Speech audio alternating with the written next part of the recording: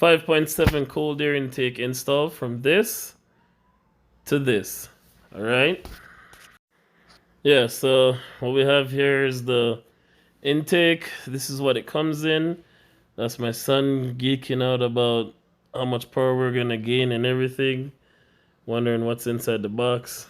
Then, you know, as we say, safety first. So I'm here using a butter knife. Should have just used a proper knife doing this. Trying to get in this thing, not working. Jesus God. And there we go. Yeah, broke through.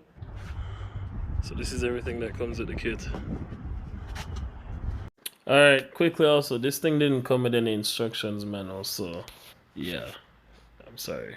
So far, to take out the intake, all I did, easiest thing, loosen the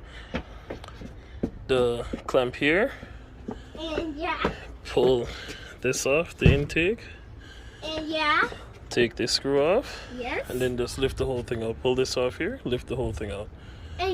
Simple as that.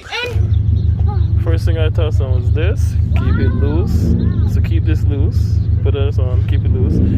Then I fitted all this thing up right here. Then I just drop the tube and everything down into this, turn it down, bolt it back on. After I put this gasket on, or whatever they call it.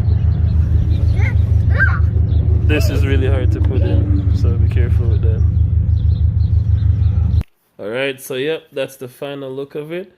And remember, if you get that first performance mod, which is the Diablo tuner chip, when you put on any modifications, for example, like this intake, just go back and set the parameters and edit the file and include the cold air intake in it, so you could feel way more of a difference in the car.